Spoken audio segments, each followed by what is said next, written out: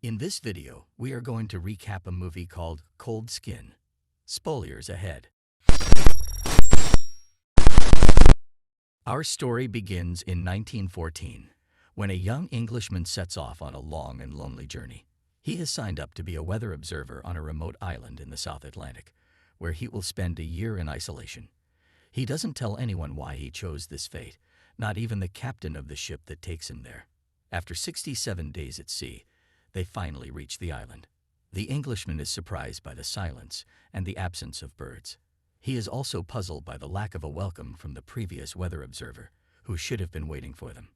The captain helps him carry his belongings to the cabin where he will live, but he finds it in a state of decay and neglect.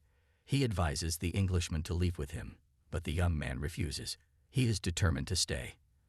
The captain decides to accompany him to the lighthouse, where another man lives, Gruner, a grumpy and mysterious old man who claims to own the island.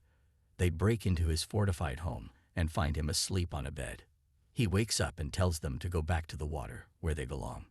He also says that the previous weather observer died of typhus and that he never saw him again.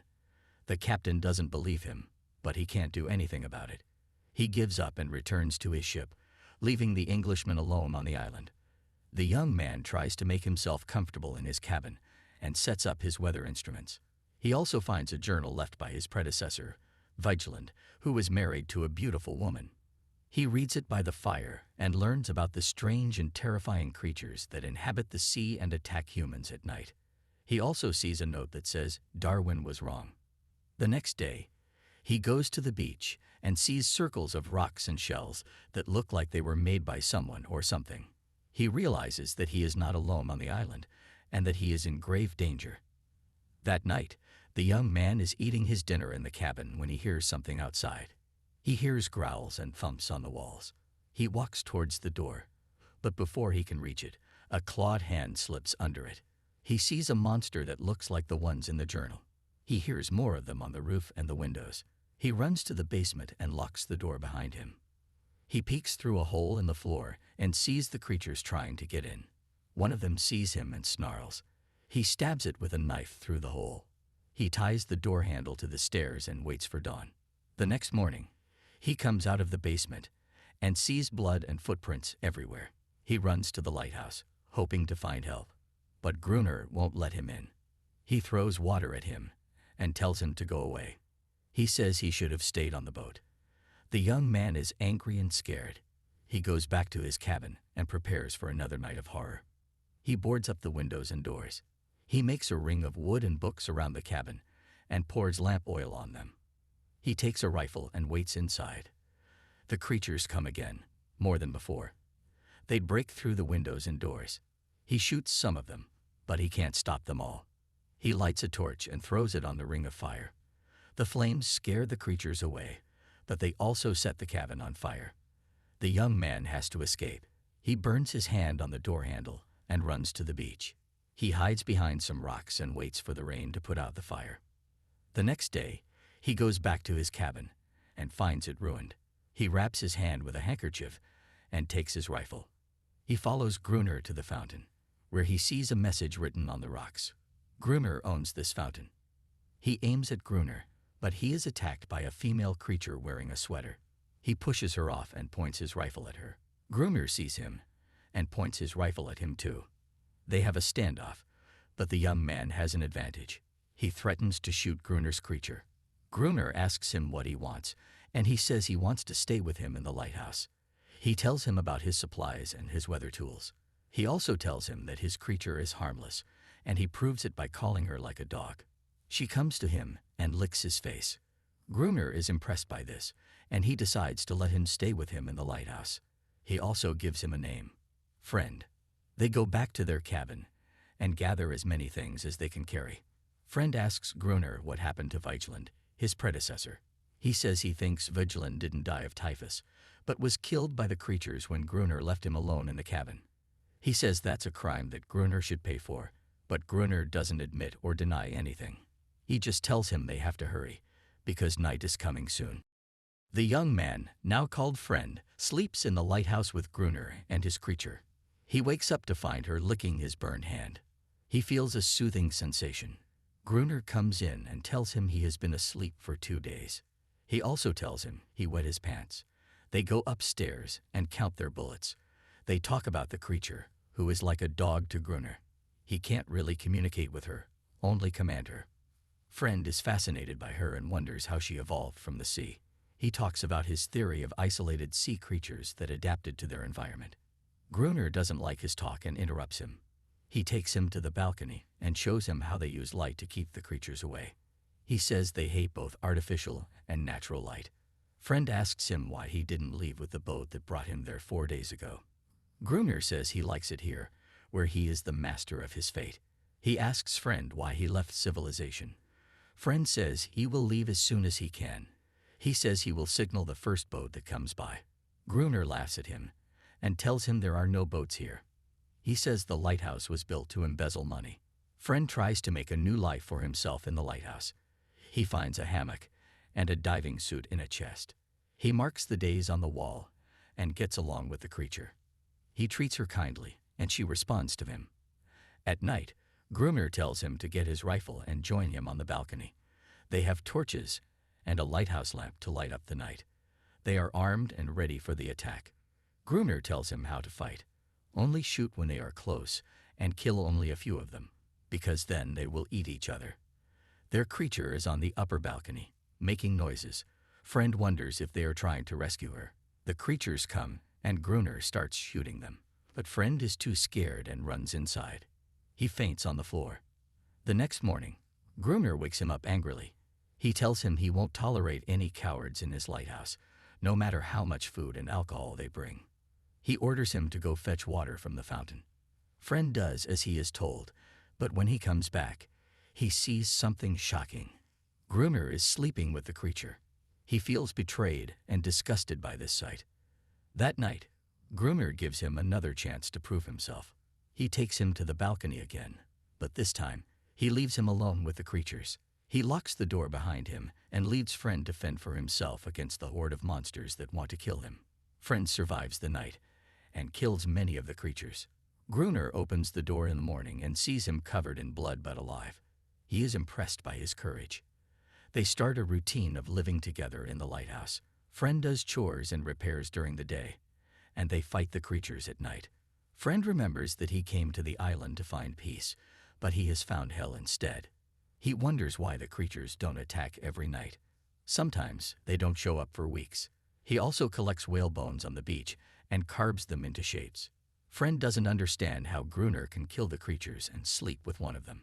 He feels repulsed by her cold skin, but he also becomes friends with her and gives her a name, Ensnared. He treats her with kindness, and she likes him. One night, they are playing chess and they forget to turn on the lights. The creatures catch them off guard and attack them. They barely escape to the lighthouse, but Gruner gets injured on his leg. Ensnared heals him with her saliva. Friend tells him they are running out of bullets and they won't last much longer. He goes to the beach and finds a necklace on the sand. He also sees a boat on the horizon. He runs to the lighthouse and gets a flare gun to signal them. But Gruner stops him and wrestles him to the ground. He says he doesn't want anyone else on the island. He says he has everything he needs here. Ensnared sees them fighting and growls at Gruner. She protects Friend from him. A few days later, Friend hears Gruner beating Ensnared in his room. She runs out of the lighthouse and he follows her. He leaves his rifle behind and approaches her gently. He shows her a boat that he carved from a whalebone. She recognizes it and takes him to a hidden place on the beach where there is an old boat on the sand. He goes back to the lighthouse and tells Gruner about it, but Gruner already knew about it. He says it is useless, because if he leaves on it, he will die of hunger or be killed by the creatures. He says the boat belonged to a Portuguese man who escaped from a shipwreck and was eaten by the monsters. He says the ship was carrying dynamite, but it is probably wet and useless too. Friend shows him the diving suit that he found in a chest. He says he can use it to dive for the dynamite and use it to blow up the creatures. Gruner refuses, saying it is too dangerous and suicidal. The next day, Friend works on fixing the boat anyway. He is interrupted by Ensnared singing in the fountain. He takes off his shirt and joins her in the water. They play together and have fun. Gruner sees though and feels jealous. That night, Gruner changes his mind about the diving suit. He throws it at Friend and tells him to go get the dynamite if he wants to. He has a plan to get rid of Friend and keep Anaris for himself. They take the boat to where the shipwreck is. Friend puts on the diving suit and goes underwater. He finds some boxes of dynamite and ties them to a rope that Gruner pulls up to the boat. While he is doing this, two young creatures swim near him and knock him down. He is running out of air and needs help. He pulls on the rope 3 times, which is their signal for trouble, but Gruner ignores him on purpose. Friend has no choice but to get out of his suit and swim back to the boat.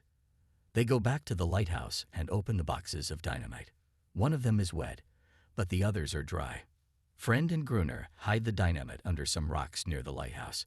They make 2 lines of explosives, one close to the walls and one farther away. Winter comes and snow falls on the island. The creatures stop attacking for a week. One morning, Friend finds Gruner sleeping on the balcony with his hand on the detonator. He almost froze to death. Friend wakes him up and tells him to go inside. He also disconnects the wires from the detonator. 3 more weeks pass without any attacks. Gruner abuses Anaris and thinks she has warned her friends. He decides to set a trap for them. That night, Friend stands by the open door with lamps around him. Gruner takes Anaris to the upper balcony and forces her to sing. The wind blows out some of the lamps, and the creatures sneak in. They attack Friend, who shoots them and runs upstairs. Gruner tries to blow up the dynamite, but it doesn't work. He has to fight them too until Friend reaches him and reconnects the wires. He pulls the lever and the first line of dynamite explodes, killing most of the creatures. Gruner is thrilled and pulls the lever again, ignoring Friend's warnings. The second line of dynamite explodes, shaking the lighthouse and knocking them out. The next morning, they go out to see the damage. Gruner finishes off any surviving creatures, but Friend can't do it.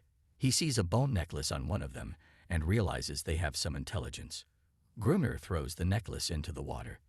That night, they hear Anaris crying on the beach. Gruner says that's how he found her as a baby, trapped in a net. He says she always cries but always comes back to him. Friend thinks she is grieving. The next day, Friend walks on the beach and sees 2 young creatures in the sea. He wants to be friendly with them, so he makes a gift for them. A circle of stones on the sand with a bone boat in the middle. He goes back to the lighthouse, where Gruner is making fake bullets to scare the creatures. Friend ignores him and goes to the balcony with his binoculars. He looks at his bone boat and sees it is still there. The following morning, Friend finds Gruner passed out on the floor with a bottle of alcohol and a deck of cards. He sees a picture of a woman in a wedding dress in the card box. He recognizes her as Mrs. Weigand, his predecessor's wife. He also sees a man next to her in the picture who looks like Gruner. He reads love, love, love on the back of the picture. He realizes that Gruner is not his real name and that he is Weigand, who didn't die but went mad from loss and isolation. Friend is shocked by this revelation and erases his day count on the wall. He goes back to the beach and sees that his circle of stones is empty. The creatures took his bone boat. He sees one of them in the distance and leaves his torch in the circle as another gift.